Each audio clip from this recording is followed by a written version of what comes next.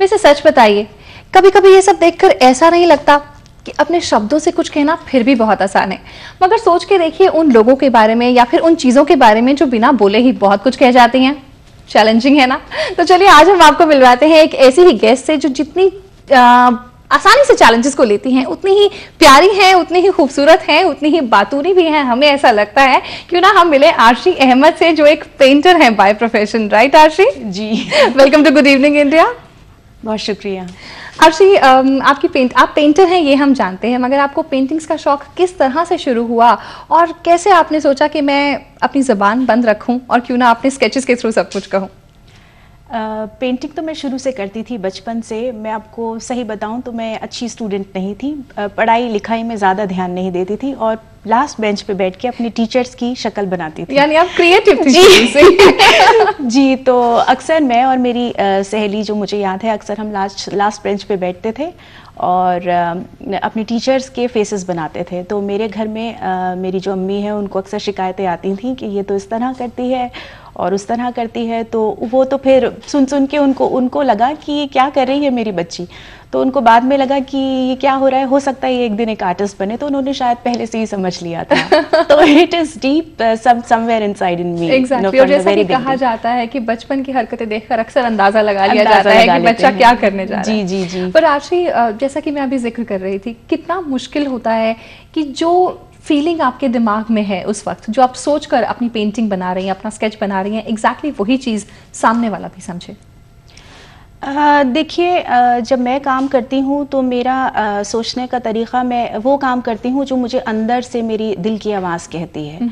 लेकिन जब हम एग्जीबिशंस लगाते हैं या हम अपनी 20-30 पेंटिंग्स को डिस्प्ले करते हैं तो बहुत सारे लोग आते हैं, डिफरेंट तरीक़े के लोग आते हैं, हर मुल्क में लोग होते हैं। और इतना अच्छा लगता है कि मैं जो बनाती हूँ और लोगों का देखने का नज़रिया वैसा नहीं है, वो उसे अपने नज़रिए से देखते हैं, उनकी अपनी इंटरप्रिटेशंस है अबाउट आर्ट।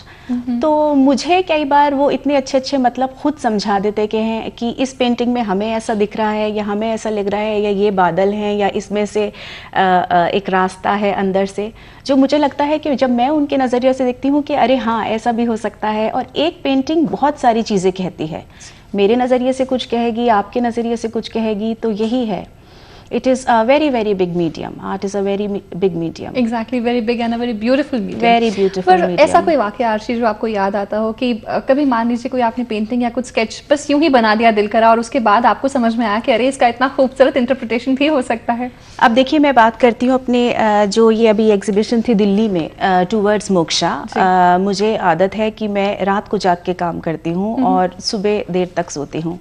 तो मैंने यही जो सीरीज़ 30 पेंटिंग्स मुझसे बन गई हैं, इसमें मैंने क्या किया, सिर्फ कैनवास उठाया, रात के कोई 3 बजे होंगे, और मैंने अपना पेंट ब्रश लिया, सिर्फ एक बिंदु लगाया और आप यकीन मानिए ये हाथ मेरा अपने आप ऐसे ही ऐसे घूमता रहा और एक गोला हो गया।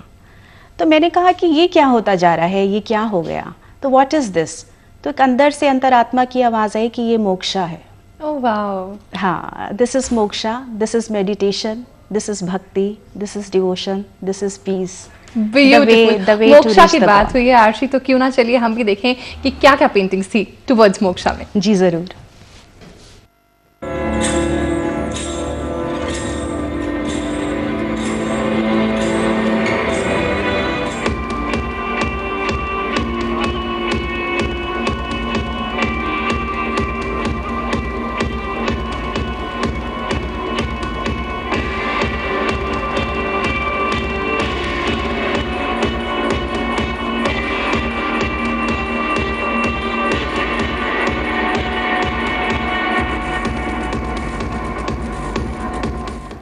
आज के हालात में कोई भी मोक्ष की बात करे और मोक्ष का रास्ता दिखाए तो वो उससे बेहतर, उससे बढ़कर कोई चीज़ आज के हालात में हो नहीं सकती।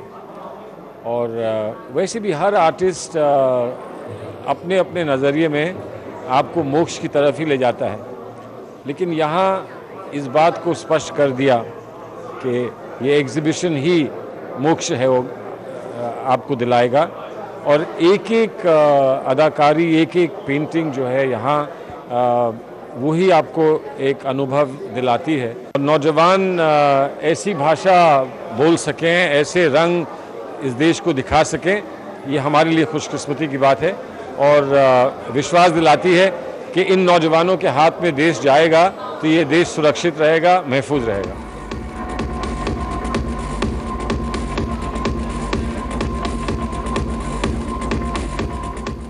जो कुछ मैं देख रहा हूँ वो मुझे बहुत दिलचस्प और अट्रैक्टिव लग रहा है और इसमें एक बड़ा कैरेक्टर है और एक ओरिजिनलिटी है और ये पेंटिंग ने एक बात तय कर दी है कि मैं वापस आऊँगा यहाँ। और जब इस वक्त ये इनॉग्रेशन है, इतने लोग हैं यहाँ, बातचीत शोर है, लेकिन मैं आके से तन्हाई में आराम से पेंटिंग ज़रूर देख। तो वाकई जो यंगर लोग होते हैं, दुनिया तो उन्हीं की होती है हर वक्त, और आज भी है और आइंदा भी रहेगी।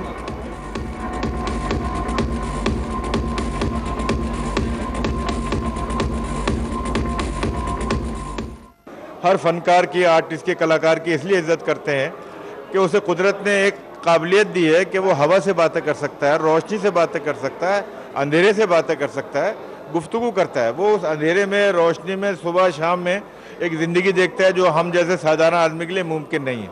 कला तो एक ऐसा क्षेत्र है जिसमें स्काई इज़ द लिमिट, आप कुछ भी उसमें बना सकते हैं, कुछ भी कह सकते हैं। और हमारा जज्बा तो ये है कि लोग ज़्यादा से ज़्यादा कला देखें ताकि कॉमन सेंस आए, एजुकेशन हो और कला की तरफ, और एक सिर्फ पेंटिंग पे नहीं, म्यूज़िक हो, डांस हो, ड्रामा हो, हर एक में अपना एक फ़न है, उसको समझना शुरू कीजिए, आप देखिए मज़ा आता है।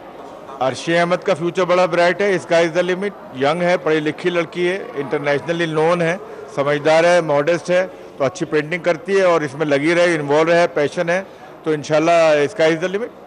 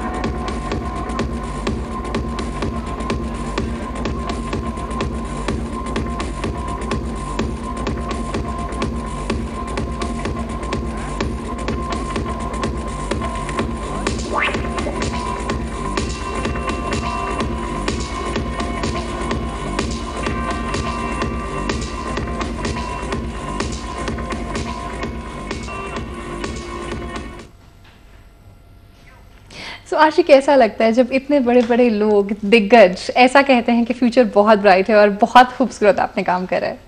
बहुत अच्छा लगता है, इतनी इंस्पिरेशन मिलती है और बहुत मज़ा आता है कि अब तक जो किया अच्छा किया, और एक अंदर से एक आवाज़ आती है कि आगे भी करते रहें, अच्छा काम करते रहें बस। और बहुत ही बेहतरीन लगता है वो फीलिंग, मैं आपको बता नहीं सकती। मतलब इतने अच्छे शोज़ रहे और सब लोग आए, उन्होंने इतनी ब्लेसिंग्स दी मुझे, बस उसी को मैं आज तक चेरिश कर रही हूँ, ऑल दोज मोमेंट्स। और वो आपके चेहरे पर साफ दिख रहा है। जी आगे की क्या तैयारी है आशी? आगे अभी काम कर रही हूँ पर्शियन कैलीग्राफी, तो बस अभी तो सोचा है बहुत काम करना है, दिन रात काम करना है बस। और चाहती हूँ कि पिछले सब कामों से ज़्यादा अच्छा हो और ज़्यादा एप्रिसिएशन मिले, तो बस मेहनत सफल हो जाएगी इंशाल्लाह। ज़रूर। इंटरनेशनल एक्सपीरियंस कैसा रहा, शेयर करिए हमारे साथ। बहुत अच्छा रहा। वहाँ सबसे पहले हम जाते हैं तो सबसे पहले तो दिली खुशी होती है जब लोग कहते हैं कि आर्टिस्ट नहीं कहता कोई, सब कहते हैं इंडियन आर्टिस्ट। वाह। तो वो जो फीलिंग आती है कि आर्टिस्ट बाद में है लेकिन इंडियन आर्टिस्ट हैं। फिर जैसे मैं बर्लिन में थी, लंदन में थी, तो वहाँ पे बहुत सारे इंटरेक्शंस होती हैं, लाइक ऑल ओवर जितने भी वहाँ के आर्टिस्ट होते हैं वो हमसे आते हैं, बातचीत करते हैं। फिर इंडियन कम्युनिटी के लोग वहाँ पे, तो वो भी बहुत अप्रिशिएट करते हैं और बहुत कुछ सीखने को मिलता है। जैसे वहाँ जाते हैं हम, एक टीम से मिली थी मैं प्राग में, तो ब्राज़ीलियन आर्टिस्ट थे, और मेरी इतनी खुशनसीबी है कि वो लोग वहाँ पे थे उस दौरान। तो मैंने उनका काम देखा, उन्होंने मेरा काम देखा, हम लोगों ने इतनी खुल के बातें की, बहुत सारे आइडियाज़ शेयर किए और मुझे इतना सीखने को मिला। मतलब आज तक मतलब उनसे रिश्ता कायम है, उनकी मेल्स आती हैं, बातचीत चलती रहती है, तो बहुत अच्छा लगता है। ब्यूटीफुल, इट शोज कि आर्ट नोज नो बाउंड्रीज। जी बिल्कुल। बिल्कुल, आर्ट की ना कोई ज़बान है, ना कोई सरहद है, ना कोई ज़मीन है, बस आर्ट आर्ट है। एग्जैक्टली एंड हम दुआ करते हैं इंशाल्लाह आप दिन रात तरक्की करें, खूब आपका नाम हो और फिर दोबारा एक बार हमारे साथ लौट कर आएं और कुछ और बेहतरीन लम्हे शेयर करें। बहुत शुक्रिया, thank you so much, my pleasure. So देखा आपने, हमने तो पूरी कोशिश करी जहां तक हो सके सब रंग आप तक पहुंचा दें, सारी इन्फॉर्मेशन, सारा एंटरटेनमेंट बिखेर कर रख दें और आपकी शाम को यादगार शाम बना दें। ऐसी ही शामें आगे भी लेकर आते रहेंगे। टिल देन टेक केयर, नमस्कार।